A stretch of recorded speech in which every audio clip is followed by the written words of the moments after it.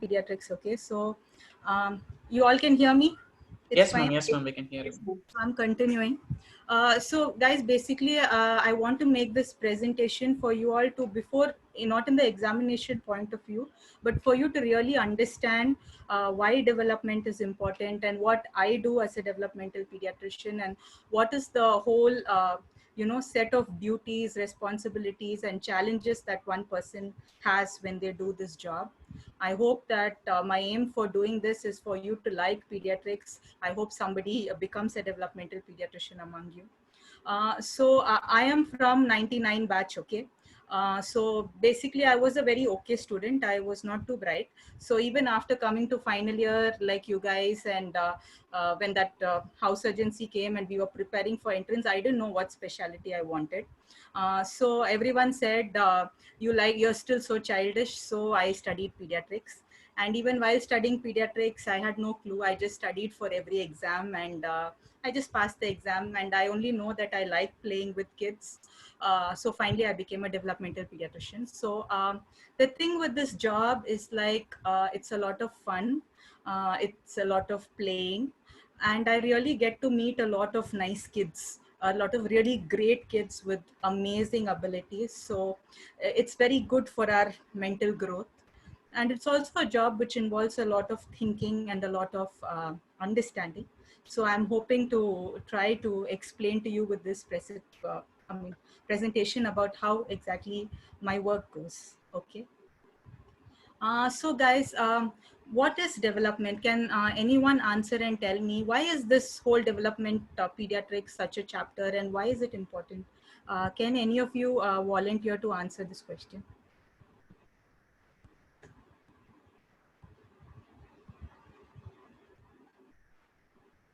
Hello?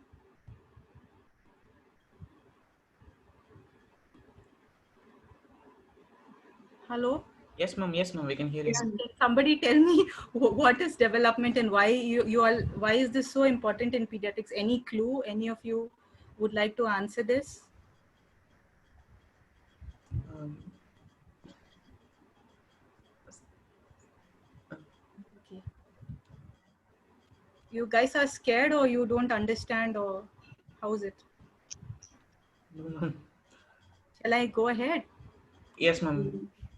Okay, please don't feel afraid to answer wrong. Okay, we all learn by asking and thinking. So this is class is not an exam. I'm not your examiner. I was also once like you guys. So please try to think. Okay, the purpose of teaching is to train you guys to think. So you know that development is is a special chapter, and only pediatrics has this chapter, right? Yes, ma'am. So why? Okay. So is development the same as growth? Is growing developing? Can you guys answer that? Is growth the same as development? No, ma'am. No, ma'am. No, ma'am. No, ma'am. Okay, guys. So suppose a baby is 1 year old and her mother comes and tells you, tell me about my baby. Is my baby normal? And you find the baby nice chubby cheeks and looking good and eating well. So will you say the baby has grown? So can you say this baby's development is normal? No, ma'am. Right. So development is not simply growing. It is not something that you can measure like height, weight. We all have formula for measuring the, you guys know all those things, right? In pediatrics, we have formula for measuring for weight for age, height for age and all that. So development is not measured like that. So development really means progressing. Are you developing the skills that is necessary for you to live your life? Do you have the capacity to function in an environment? Like if a baby is growing, do they know how to go and take their things that they need? If they want something, do they know how to ask? So, and how they can adapt to different situations, like their mother is gone out of the house, they have a new caretaker. So do they understand that this person is different from their mother? So, and then competence, are they able to, when two people want the same thing, if two kids want the same toy, are they able to ask? Are they able to signal and tell the other kid to come and play with them? All these things come under development. Okay, it means getting skills, that are necessary to function independently, that make you adapt to changes in your environment, that make you feel competent to face the challenges of life. And it has to do with maturation. It has to do with completeness of development of your brain. So can someone tell me now, what is intelligence that means? So we know development means getting all this. What is intelligence then? Is intelligence and development the same thing? No, ma'am. Okay, so any, you can give me any clue what is intelligence?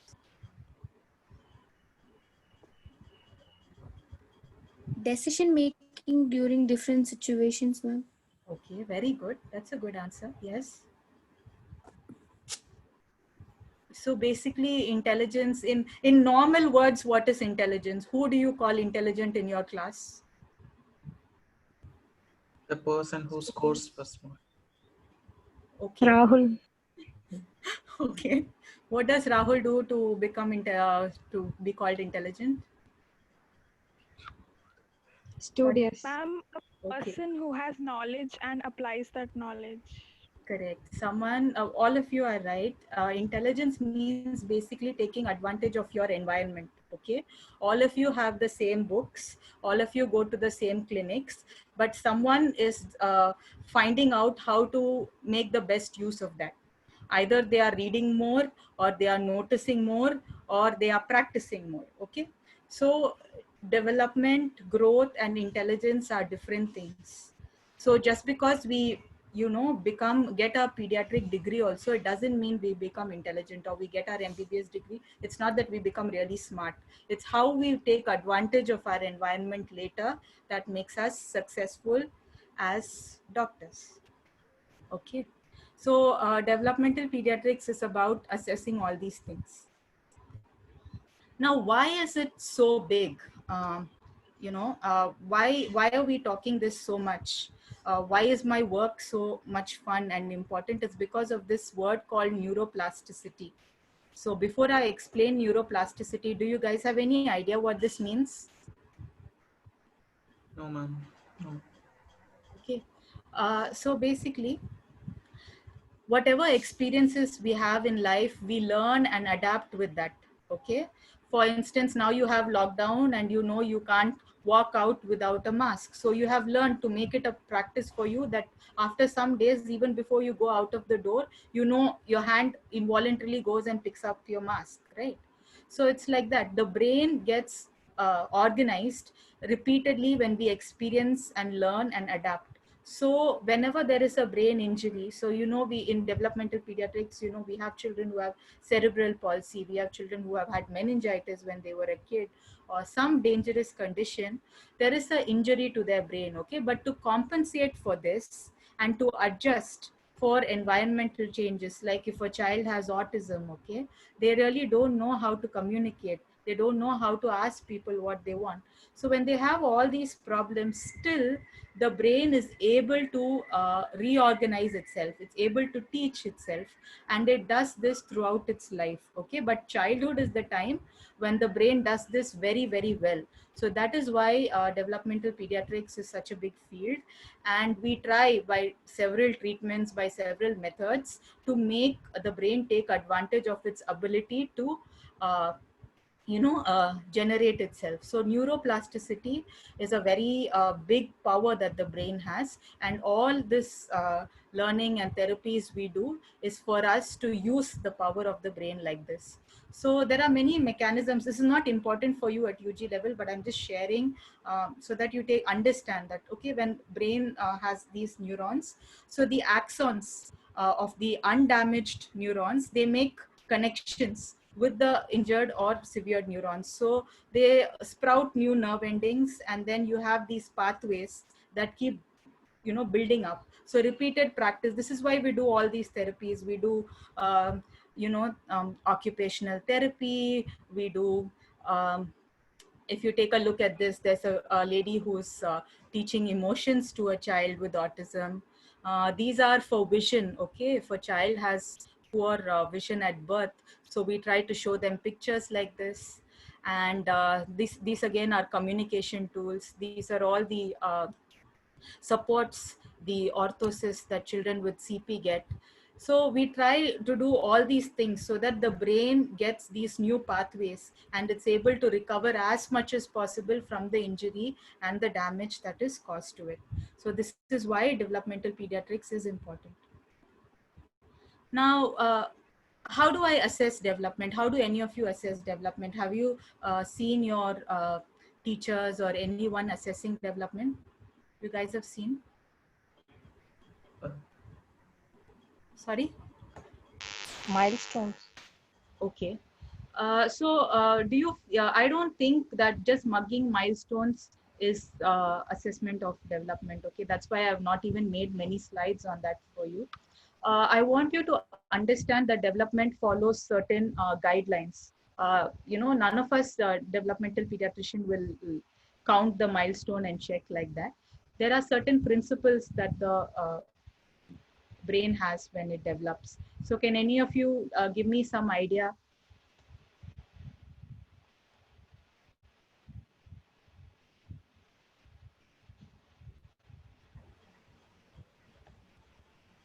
Okay.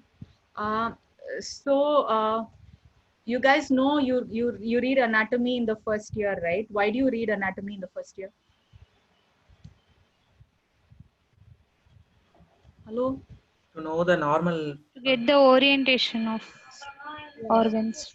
That helps you to do that dissection is what finally helps you in your surgery posting, right? Yes, ma'am. Yes, ma'am. So it's like that. There are certain principles in which development occurs. So let me share that with you guys.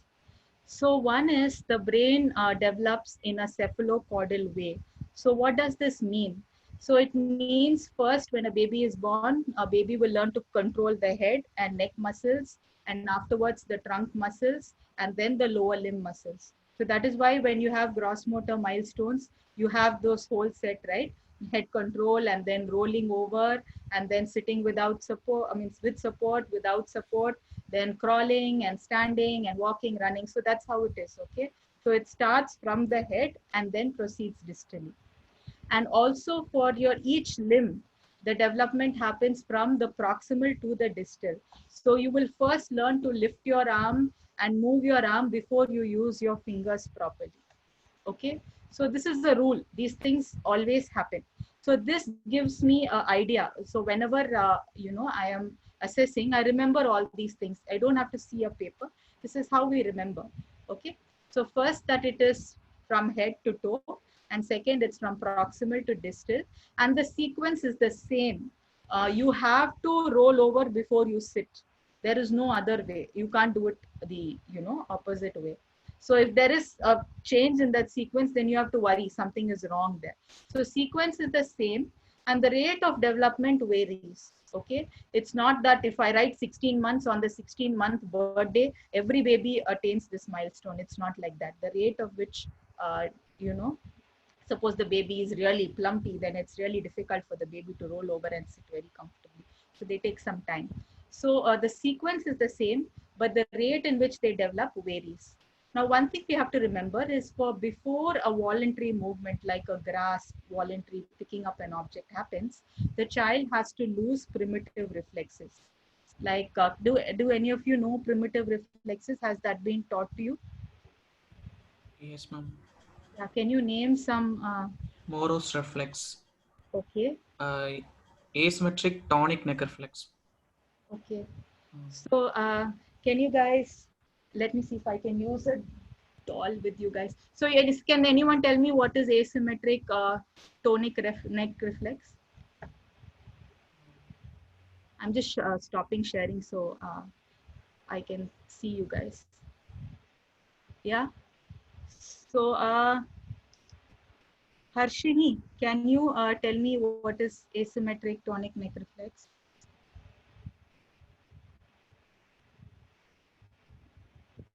Guys, I can't see any of you. Alina, can you tell me what is asymmetric tonic reflex? Do I have to unmute any of you?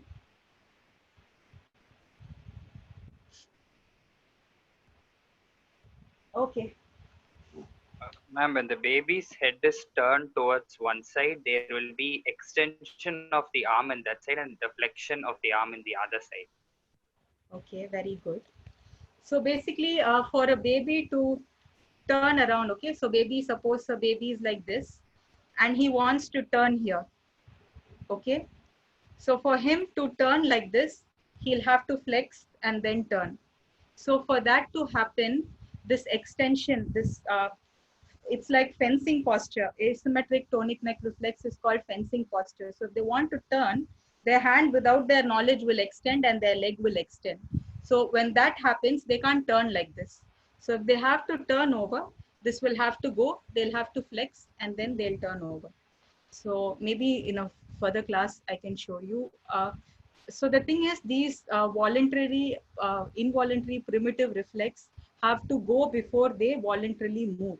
So suppose you see a child having this ATNR reflex, you know automatically that they can't roll over. Okay, no point when the child is in this state for you to take a history and ask the mother again, is the child able to roll over? So when you see this itself, you should be able to judge that that milestone has not been attained yet.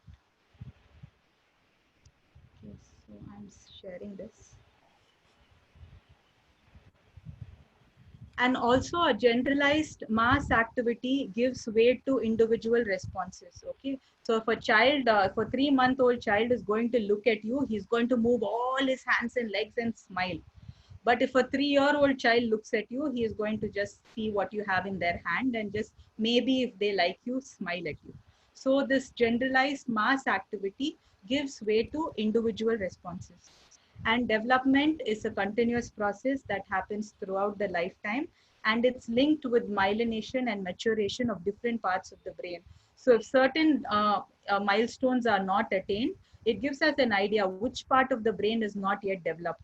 And so the treatment and plans that we make for the children are all based on this principle. Any doubts here, guys? You understand? Do you understand what I'm saying? Yes, ma'am. Yes, ma'am. Thank you. I just feel that if I'm not clear, please stop and ask me. Okay, ma'am. Now,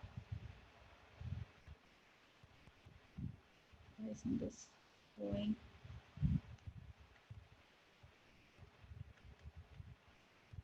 Just a minute. I'm just trying to get this back. Just a minute.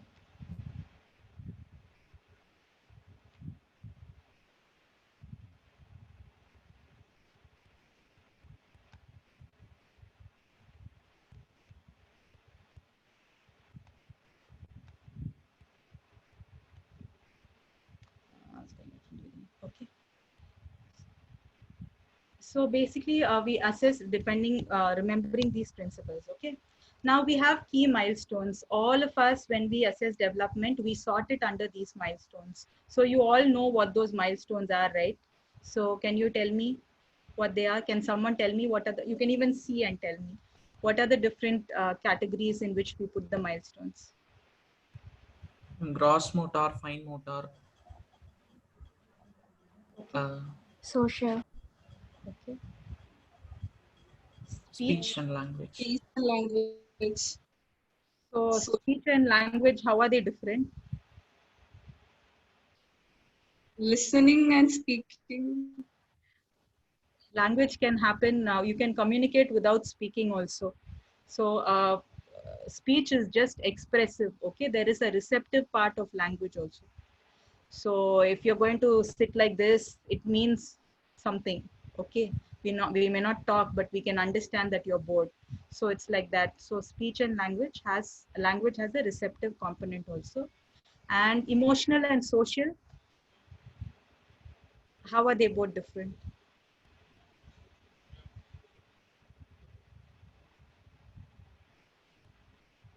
Okay, emotional is about ourselves alone. Okay, how we understand our feelings. So social involves adjusting with another group of people. And cognitive means how much you're able to think, how much you're able to use logic, how much you're able to problem solve. So these are the basic functions of the brain, and this is how we uh, categorize and study the milestones also. Okay. Now, all of us, whenever we become pediatricians, we do this, knowing the milestones, knowing the principles. We do developmental screening, monitoring, or developmental evaluation.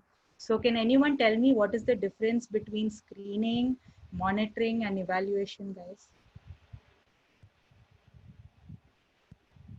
Ma'am, screening they will do before the actual thing manifests, and monitoring they will do after something has happened to the child. They'll keep on monitoring them.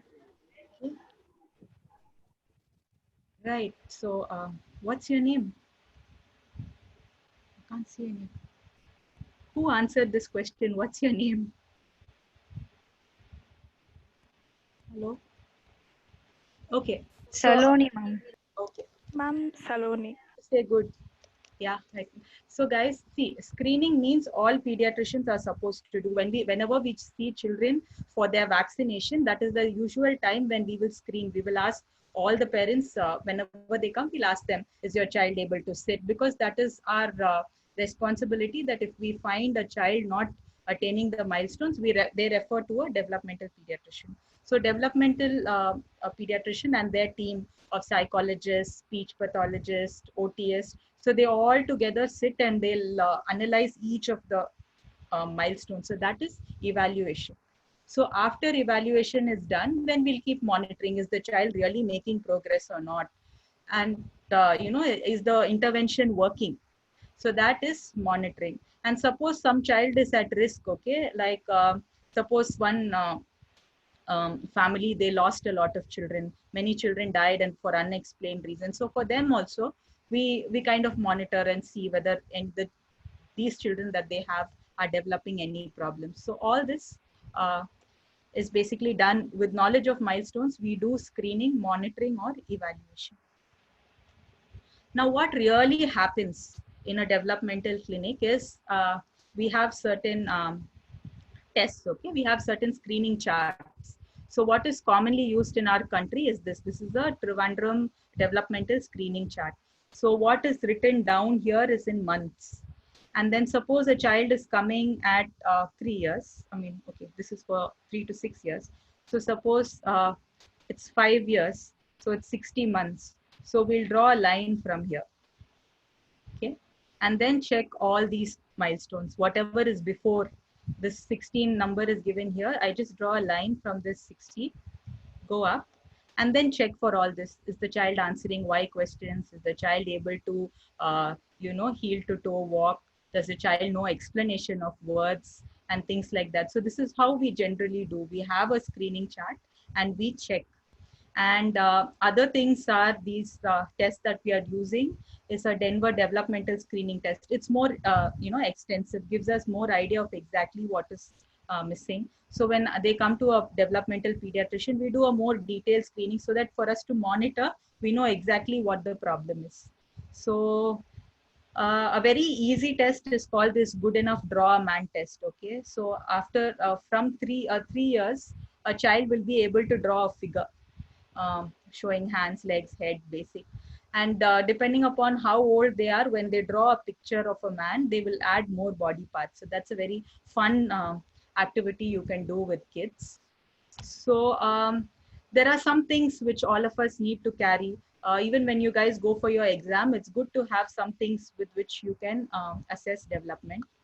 So I'm just stopping sharing here to show you. Can you guys see me? Yes, ma'am. Yes, ma'am. Yes, ma'am. So basically in my clinic, I have these fun things with which we used to play with kids. So one of the most, you can create some of this with you to take to your posting. If each of your batch can make one for yourself and for your exams, it will be fun. So they need books, okay? Beyond 1 year, a child will be able to turn pages of a book.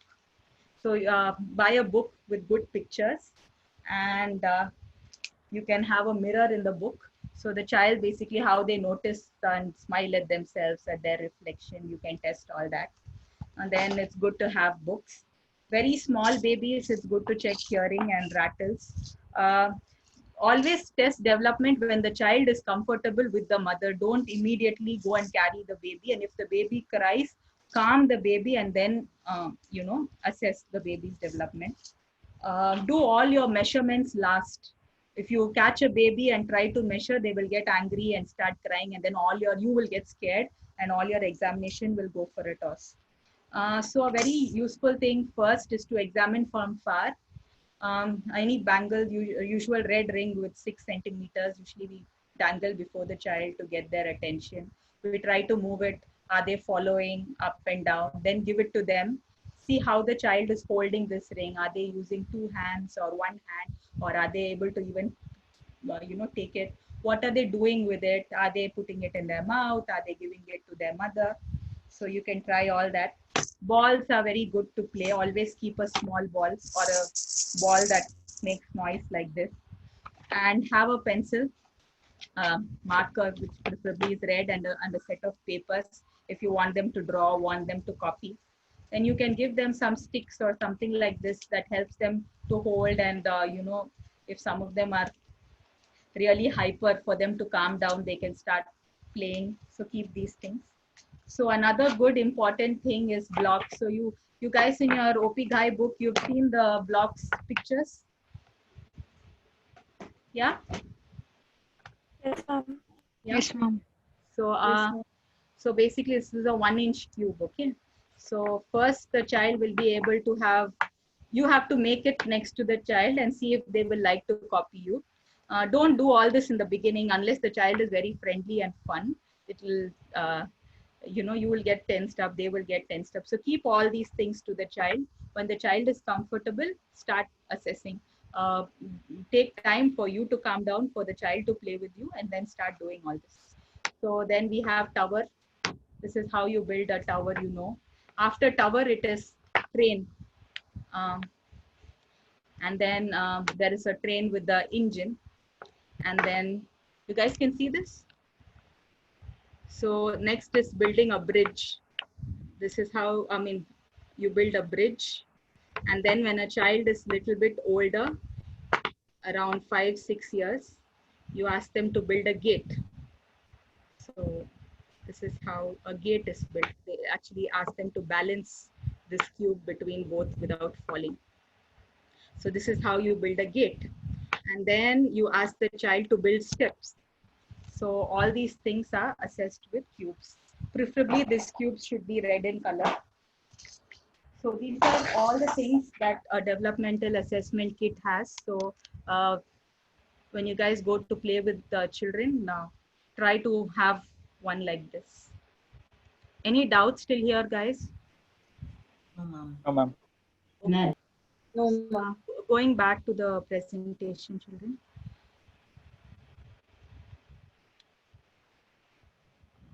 Each time it goes back to the same. I'm sorry about this. It's just going back to the presentation each time in the.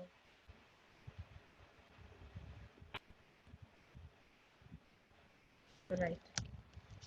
So we have all these things: a red ring, cubes, pellets, cup, spoon, doll.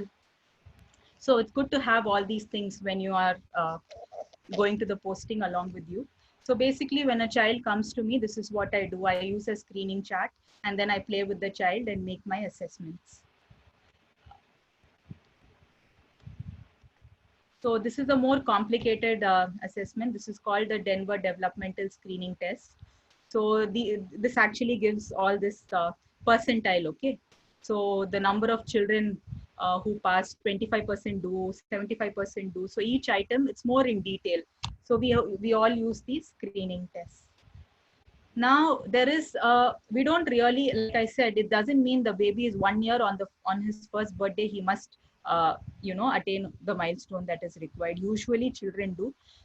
Sometimes they attain a few days before also, but there is a upper limit. Okay, so the upper limit is a red flag sign. So if a child is not able to fixate at an object, a bright colored object, by 2 months, and not able to smile and recognize the mother at 3 months, vocalization, making any meaningful sounds, like looking and saying something at 6 months, able to sit independently by 10 months, stand by 12 months, crawling by 14 months, uh, independently walking by 18 months, or saying any word by 18 months, and not really taking part in imaginative play.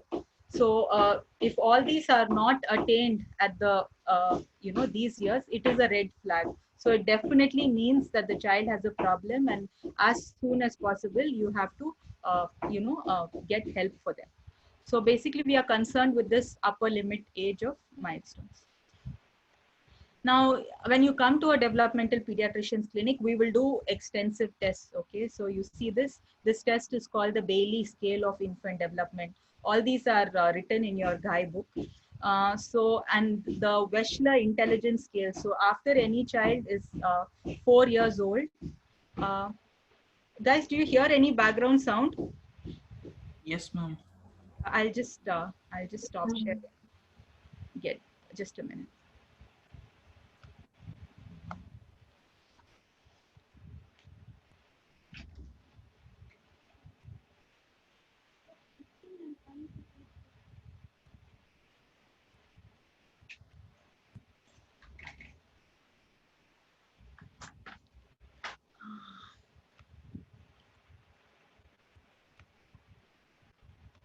Yeah, sorry about that.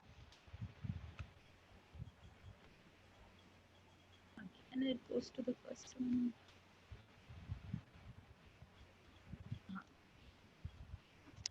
So basically, when you come to the developmental pediatrician's place, we have these intense tests. Okay, so this is the Wechsler Intelligence Scale. After a child is 4 years old, we use these.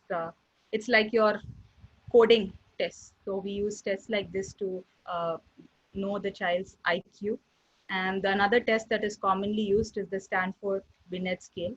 So this idiot, imbecile, and all is not used nowadays. So we just use borderline and very superior and genius nomenclature. And even this Wineland adaptive behavior scale. Okay, so if a child we feel might have autism, we screen using this Wineland adaptive behavior scale. So we'll assess the communication, whether how is the receptive, expressive skill, how are they doing their daily life activities, and how are they socializing, how are they playing. So all these detailed examination happens with these evaluation tests. So once we find something in screening, we'll do these tests.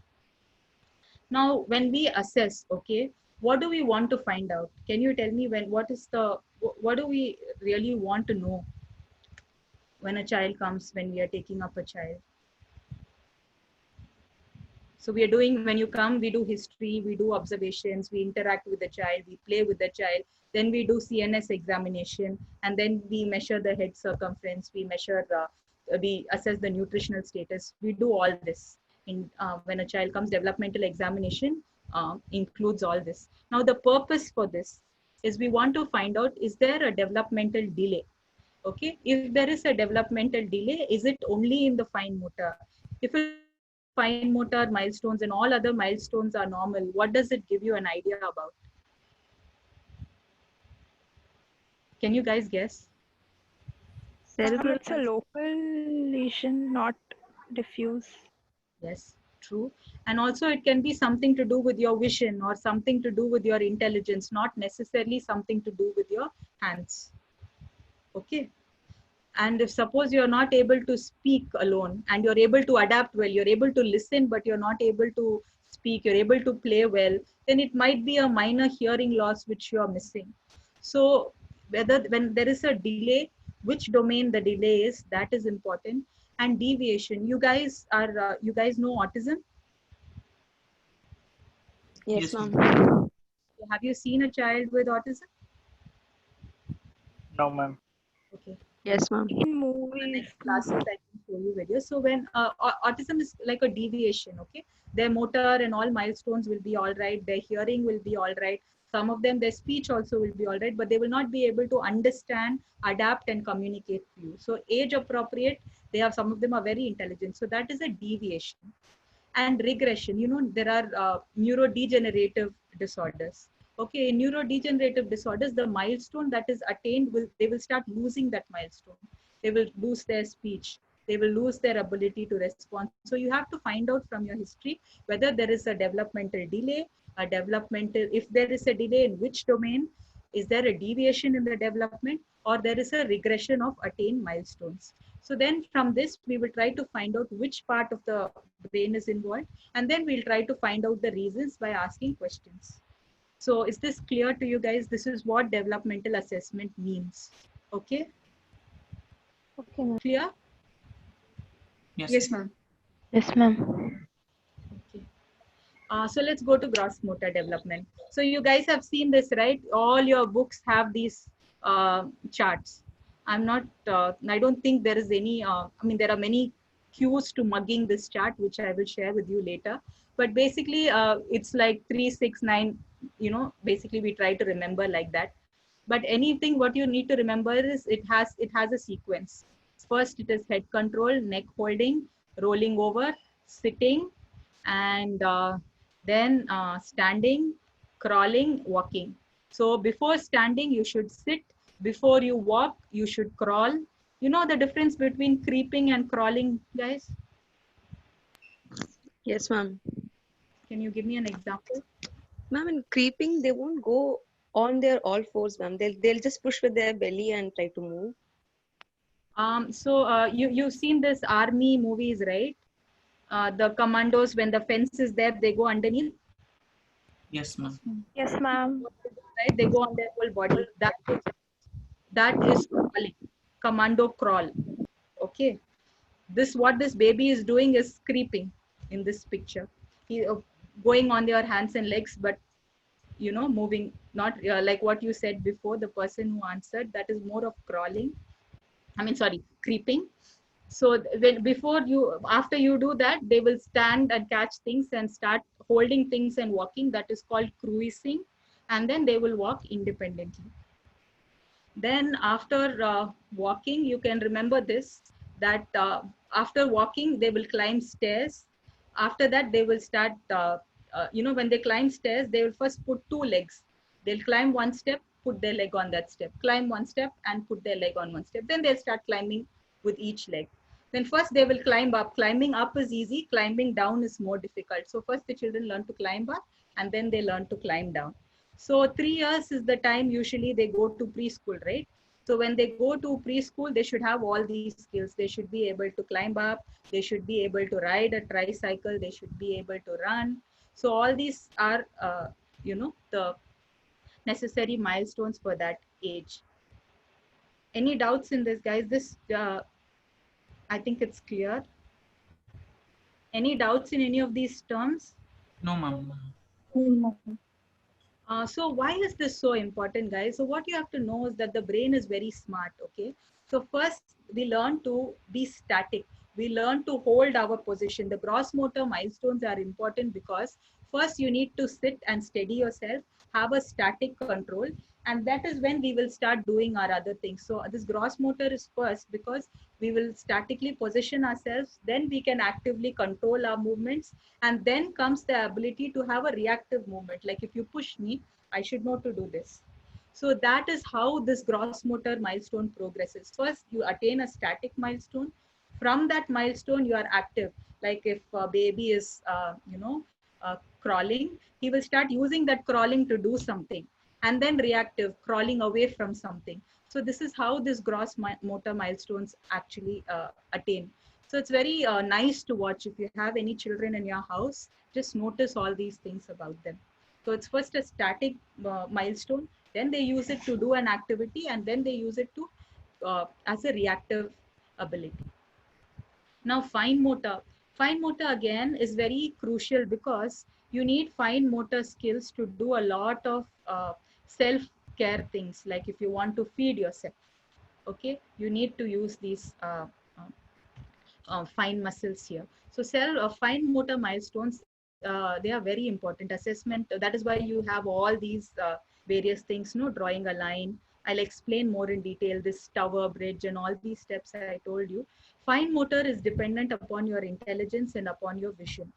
Okay, and also about your cerebellum, your coordination, balance. So all these things come when fine motor is achieved. it means that all these part of your brain are actually doing well. It's not just your hands. I want you to understand that someone's fine motor milestones are age appropriate. It means that not only are these muscles functioning well, their vision, their coordination, and their intelligence is basically good. Okay. So even everything in all fine motor skills, there will be a way in which it progresses.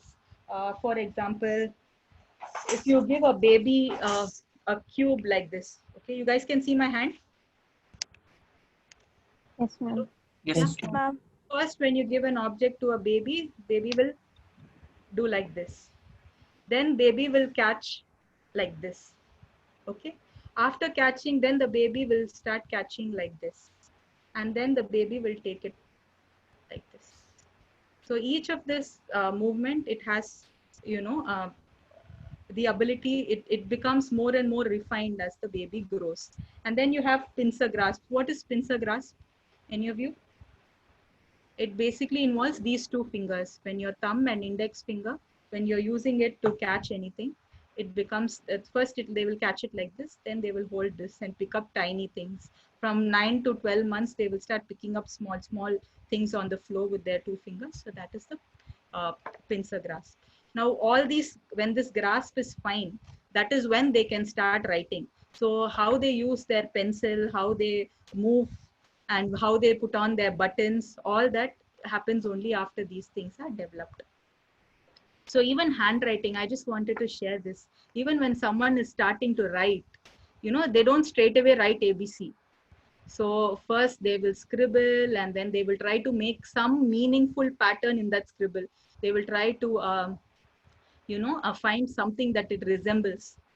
And then they will they will start imitating handwriting. They will just do, and only after that will they start drawing letters. And the letters will have first connection. They will connect 2-3 letters like that. Then they will try to, make a word. So that is how even any fine motor development, it goes in this stage. So first they will just try to scribble. It will be a very, not very fine movement, but as the brain develops, it becomes more fine like this. So you can see how from a scribble, you get to writing like this.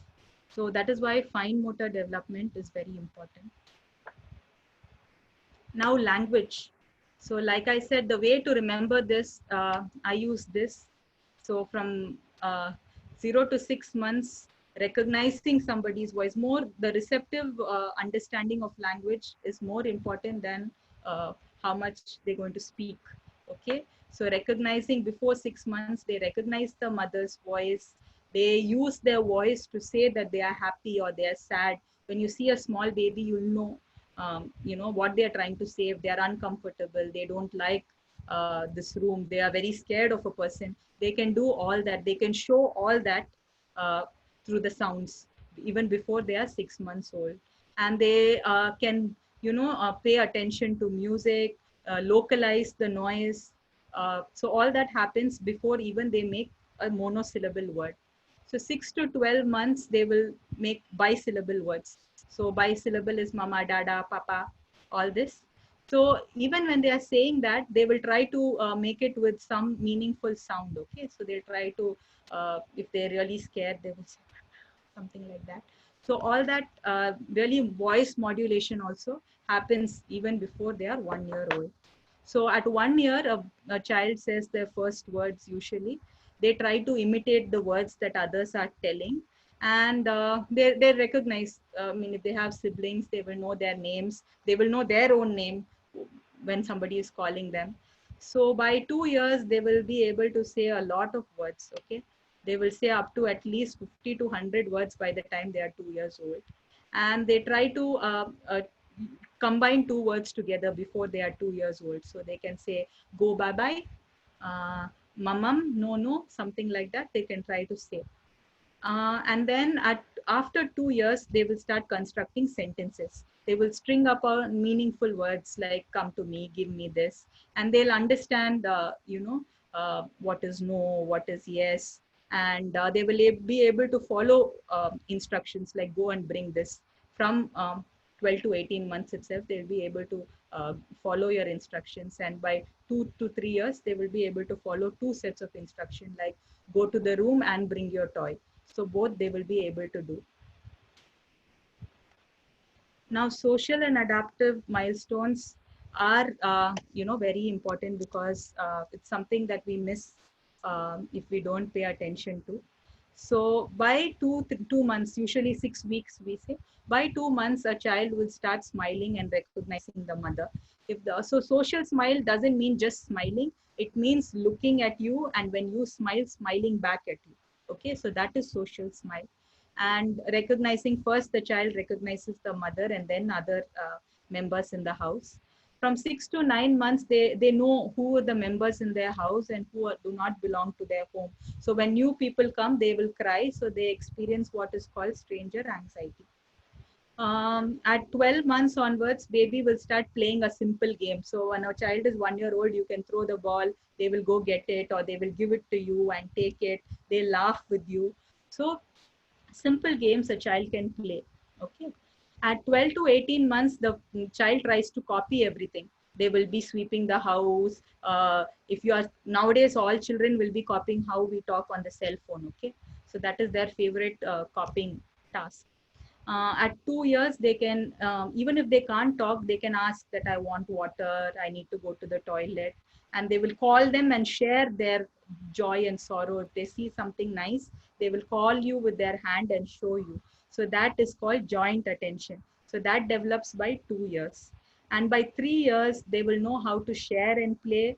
They will know their name and some other details. So by the time a child goes to school, they will know whether they are boy and girl.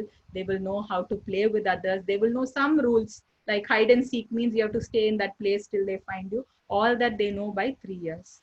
Okay. And by 4 years, they should be independently toilet trained. And they should, by 5-year-old child can dress themselves completely. Okay. And also that around the time they go to school, they know that I am nice, I am sweet, and things like that. And they also know how to cooperate, to follow simple rules. Like if you tell in the school that if you jump and run away, you will have to sit in the naughty corner, they will understand all that. So these are, social and adaptive milestones that we check for. So guys, if you want easy ways to remember all this, I've shared some pictures. Like somebody has made these diagrams of 3 months to hold up straight and social smile, 6 months rolling over and sitting like the back here. And then 7-9 months, they've tried to make this pincer and this diagram like this. So you can really use this picture if you want to remember quickly. There is also a way to remember what all a child can draw at every year. And these are also ways to understand cute behavior. I don't think you need to mug. Please don't mug developmental milestones at any time in your life. Just remember, the more you observe children, you will be able to remember. I've also shared a YouTube link of how to, before exams, maybe 2-3 times, you can watch this video on how to remember the milestones. Guys, it's clear till here? Yes, ma'am. Yes, ma'am. Yes, ma'am. So now I'll go to history and I'll try to find out now if I have diagnosed that there is a developmental problem. So what am I going to do? I'm going to ask questions and find out if there is any reason for this. So many developmental problems, they can be hereditary or they can be genetic, like chromosomal problems. Okay. So you all know, what is this, kids? Can you recognize this baby? What does he have? Down syndrome. Thank you for answering, guys. Yeah, it's a baby with Down syndrome. So Down syndrome is a chromosomal abnormality. So they have an extra chromosome 21, right? So there are conditions like this, like Down syndrome. This is a baby with Turner syndrome. T-shirt says it. So these are conditions which are genetic. So when they have certain dysmorphic features. So many children before the parents, they have risk factors, right? The mother's age at pregnancy, whether she had any loss of pregnancy before. So that history will help us find out. And you can ask, is the child resembling anybody else in the family?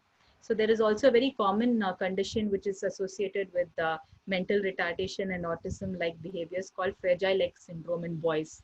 So any boy who has this speech delay, we try to look for his prominent ears, low set ears, and a delay in speech. So there are some genetic conditions like that, and many things are hereditary. So this is the family who has neurofibromatosis. I think, have you heard of this condition, guys? Yes, ma'am. It's Yes, associated ma'am. with yes. Okay. So that things like that run in the family. This is a biochem condition, phenylketonuria.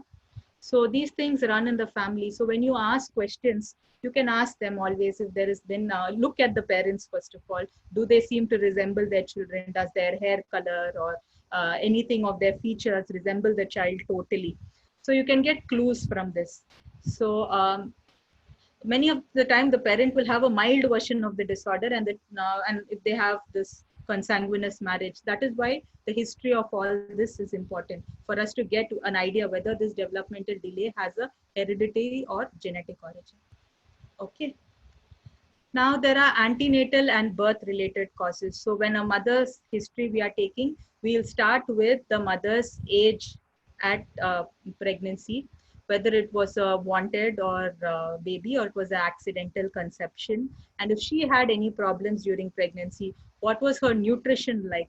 So one thing we really miss is the nutritional status of the mother. And if she had any micro and macronutrient deficiency, that will definitely affect the baby's growth and development. So we have something called torch infections. Have you heard this word, children? Yes. Yes, Yeah, can ma'am. someone expand torch, please?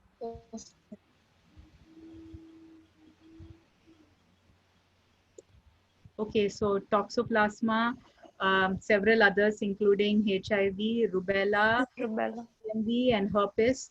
Okay. Cytomegalovirus and herpes simplex virus.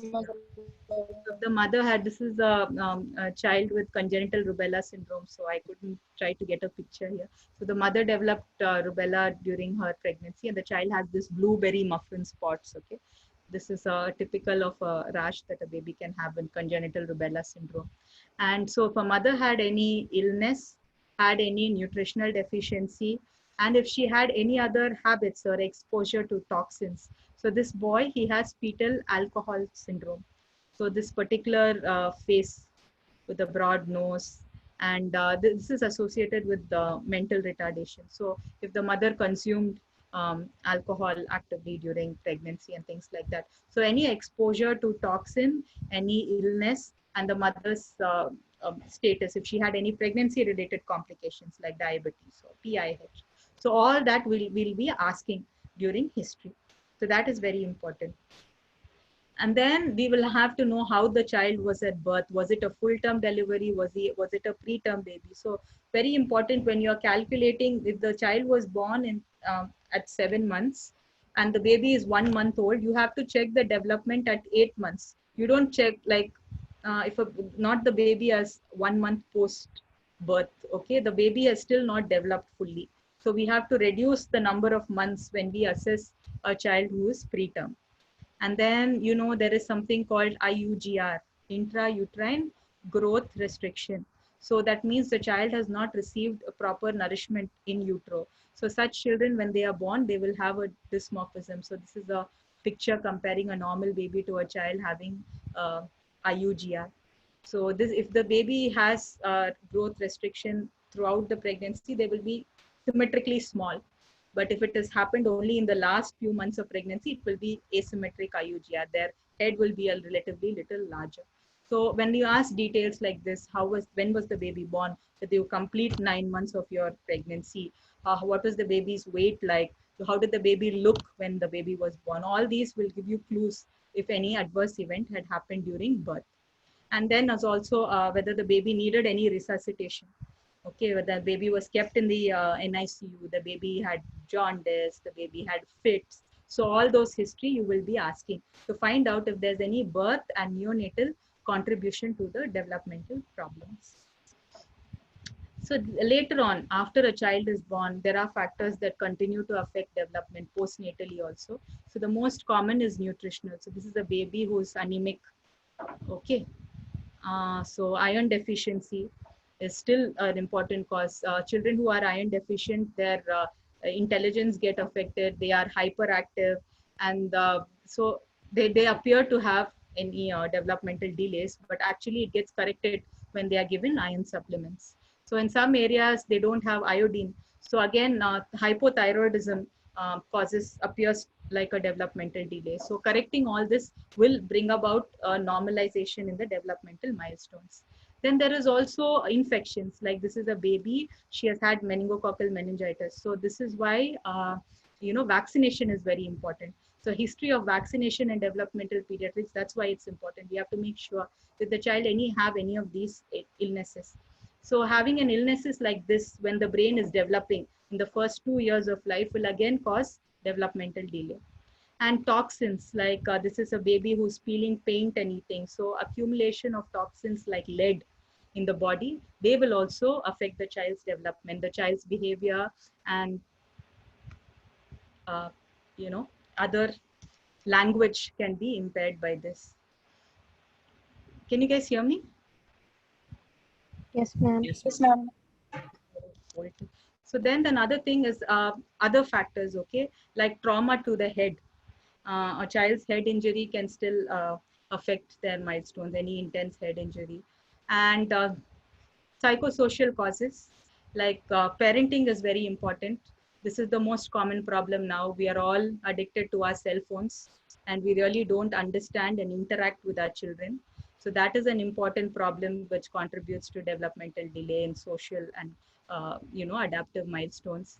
And then abuse of a child, if parents have other bad habits like alcohol addiction and things like that, and also constantly screaming and not understanding the child, not really, if parents are really stressed or emotionally struggling, so they may not really spend the right amount of time and pay attention to the child. So these are all the factors that we try to find out when we do history taking, to try to find the reasons. Some of it we can change, some which we cannot change, but what we can change, we should definitely find out and change.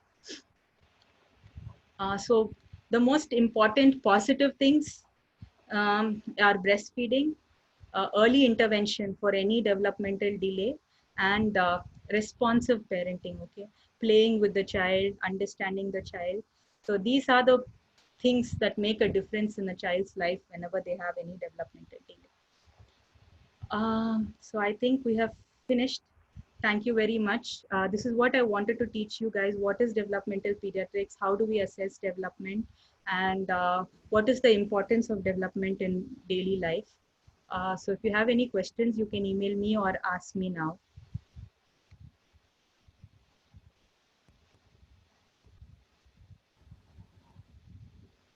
Any questions, guys?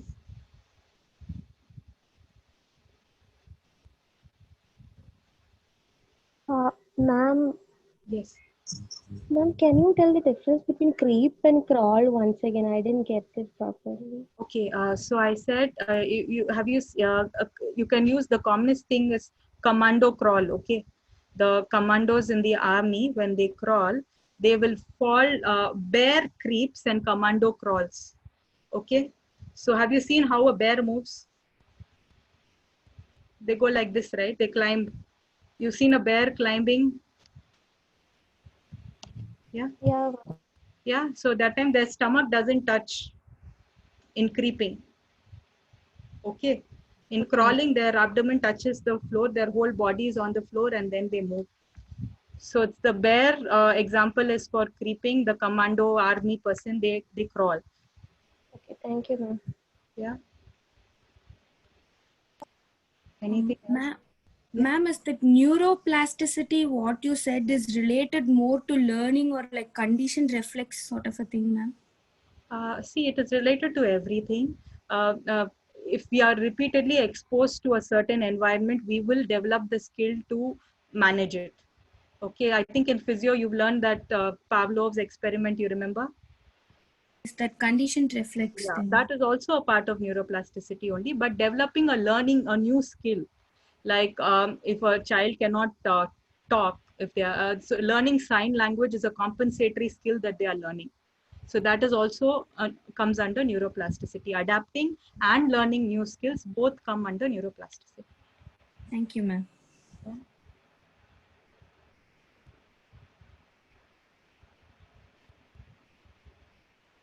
Anything else? Is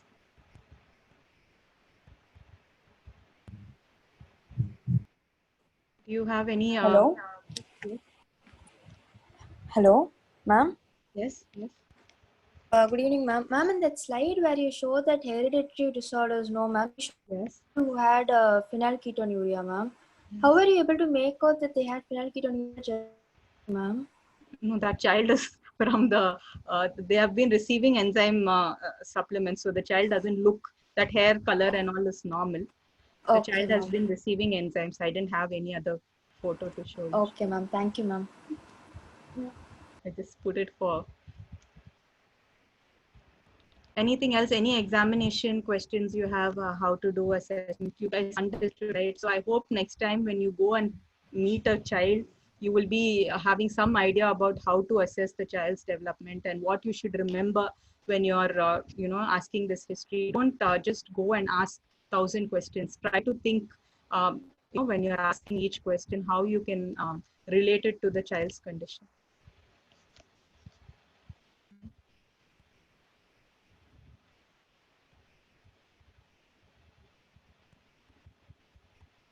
Any more doubts?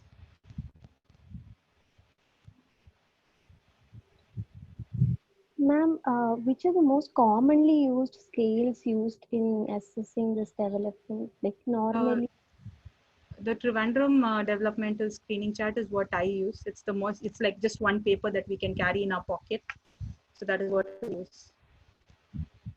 In the office when developmental pediatrician, they use the Denver scale, and we have scales for separate things. Like for autism screening, we have a Indian autism scale. So for specific conditions like that, we have screening scales which are separate. But most common for overall development, we use the TTDS. TDDS.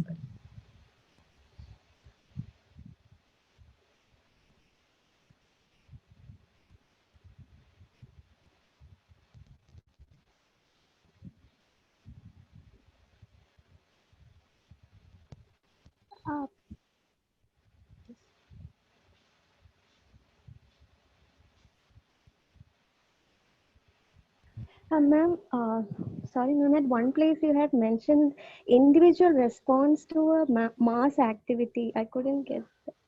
Okay, so before you do a response, it will be generalized and it will be fine. So I try to show you this cube, right? When a child is 5 months old, if I show this cube to a child who's 5 months, she catch it with both her hands like this. Okay, if a child is 7 months old, she will catch it with one hand. Then later on, when she's 8 to 9 months old, she will use the ulnar aspect of her hand to catch it. She will not do like this. She start doing like this, and then then she will start using immature radial grasp. This is called. She start holding with 3 fingers, and then she will start holding like this.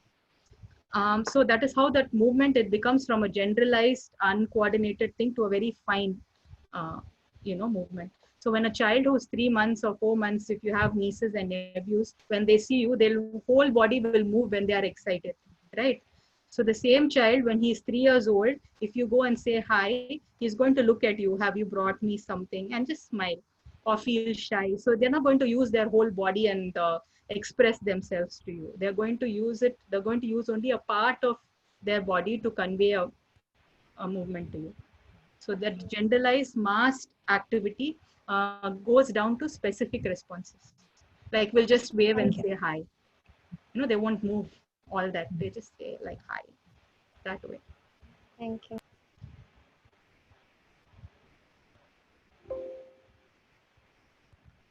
Yeah.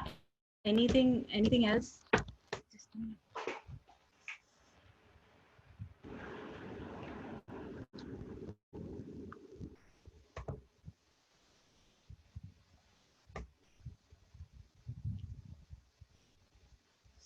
So can we conclude the class if there are no doubts?